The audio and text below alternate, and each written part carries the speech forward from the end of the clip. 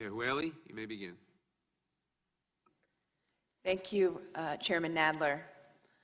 On August 4th at 1 a.m., Dayton's Oregon District was bustling like it usually is with a diverse group of friends and neighbors enjoying a night out. People hopped between bars and restaurants as last call approached. Others waited in line at a popular taco truck for a late-night snack. But that all changed in an instant.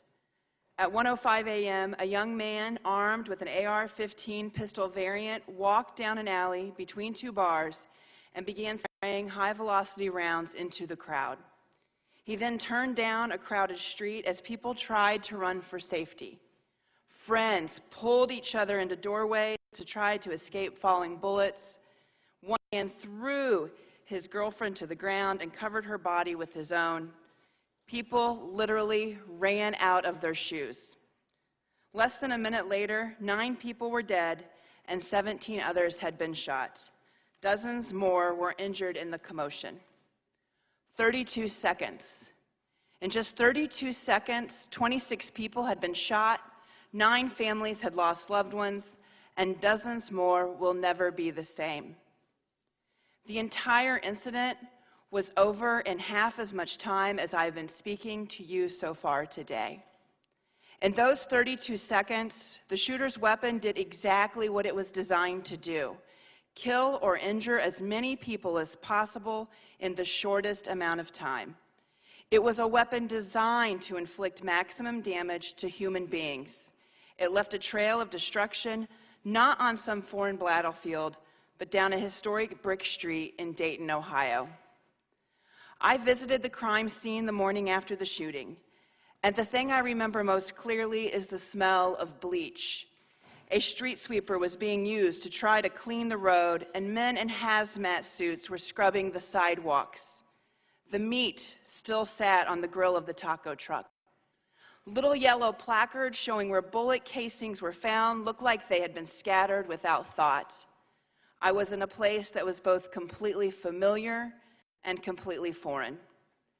The shooting occurred nearly 2 months ago, but our sidewalks are still stained after even numerous power washes.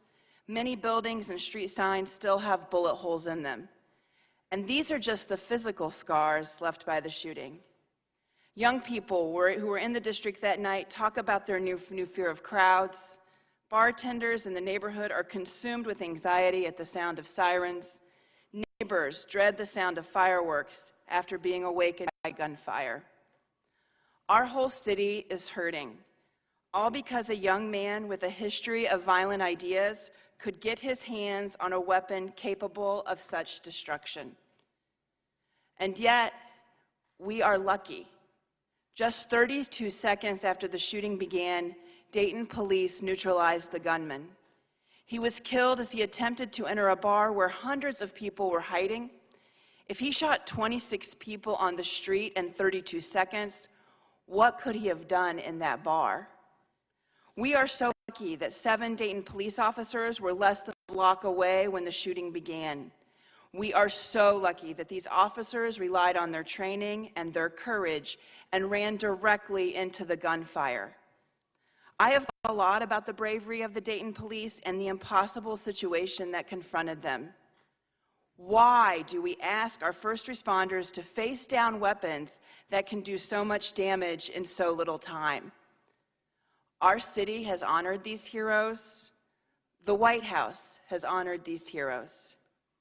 But if we are serious about honoring and thanking our brave first responders, the best thing we can do is make sure they are never put in this situation again. Police should not have to confront a weapon that can kill 9 people in 32 seconds. No one should.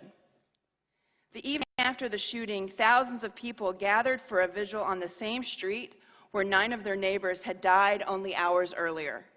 When Governor Mike DeWine took the stage, hundreds of people shouted in frustration, "Do something. Do something." The massacre that happened in Dayton and has happened into too many communities across this country demands a response. We must ensure that no American, neither a young person on a casual night out nor a police officer on patrol, has to face down weapons capable of so much destruction. I'm here today on behalf of the citizens of Dayton and mayors across the country to ask you to keep weapons like this off of our streets. I'm here to ask you to do something. Thank you, Chairman.